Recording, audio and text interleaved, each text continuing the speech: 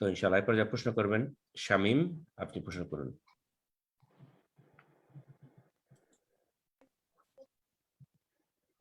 আসসালামু আলাইকুম সম্মানিত সহায়ক। ওয়ালাইকুম আসসালাম ওয়া রাহমাতুল্লাহি ওয়া বারাকাতুহু। জি সহায়ক কেমন আছেন? জি আলহামদুলিল্লাহ। বলেন, কোত্থেকে বলছেন? সহায়ক আমি কিশোরগঞ্জ বাংলাদেশ থেকে বলছি।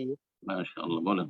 জি সহায়ক আমার প্রশ্ন হচ্ছে, আমাদের অনেক দিনী ভাইরা দাওয়াতি কাজের জন্য সাদকা হিসেবে টাকা কালেকশন করেন, হুম, আমরাও হুম, সাদকা হিসেবে টাকা দিয়ে থাকি, কিন্তু ওনারা হুম, পরবর্তীতে ওই টাকা দিয়ে দিনী বই কিনে থাকে, যা বিত্তশালীদের হাদিয়া হিসেবে প্রদান করে। এখন প্রশ্ন হচ্ছে, সাদকার টাকায় কেনা বই হাদিয়া হিসেবে বিতরণ করা কি শরীয়ত সম্মত? হুম, জি। সাদাকা সাদাকা প্রয়োজনে সচ্ছল ব্যক্তিকে দেওয়া যেতে পারে। জি, কিন্তু যাকাত দেওয়া যাবে না। জি, যাকাতের জন্য ৮ শ্রেণীর মানুষ রয়েছে, কিন্তু সাদাকা মানে এমনি দান। আমি দান করলাম কিসের কাজে? আমার দাওয়াতি কাজে। তো দাওয়াতি কাজ তো শুধু গরিবগুলোকে দাওয়াত দেবেন না, সচ্ছল লোকদেরকে দাওয়াত দেবেন।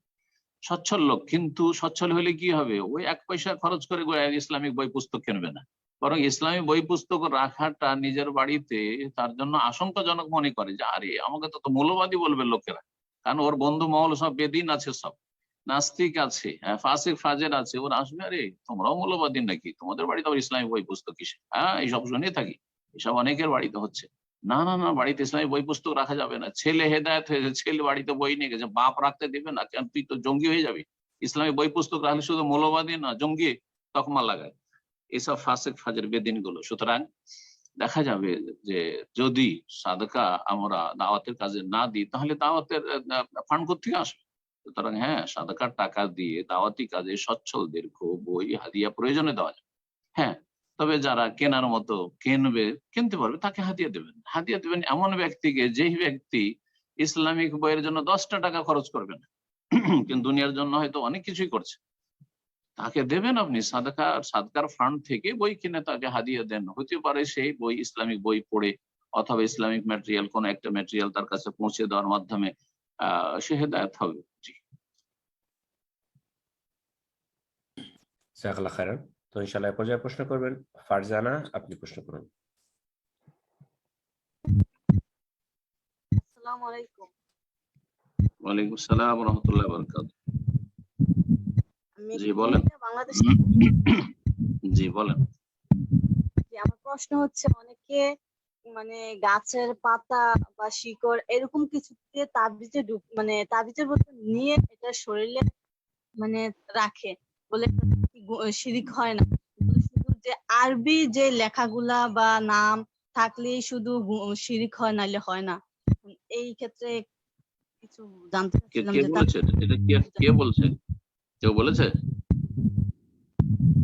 জি, এগুলো বলে দেখ কিছু মানে হুজুর আছে, ছোট হুজুর, হেরা বলে যে না না, ভুল আরবি কথা, লেখা থাকে তাই ভুল আর কথা। যদি আরবি না থাকে, গাছের পাতা দেখেন শিকড়ে, তাহলে দেখেন শিরকের শিরক, গুনাহ হবে না।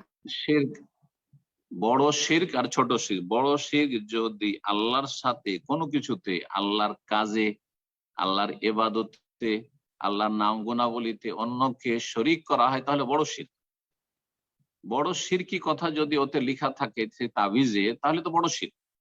বড় শিরক যদি লেখা না থাকে, এমনি কিছু লেখা আছে, এমন কিছু লেখা আছে যেটাতে বড় শিরক নেই, হয়তো বেদাতি কথা আছে, অথবা এমনি কিছু লেখা আছে, আর সেটা গায়ে ঝুলাচ্ছে, অথবা গাছগাছড়া, হ্যাঁ হ্যাঁ, গাছের শেকড় বা কিছু বাকল ইত্যাদি ভরা আছে, এইসব দিয়ে তাবিজ করা আছে, তাহলে সেটা ছোট শিরক। সেটা ছোট। কেন ছোট শিরক সেটা?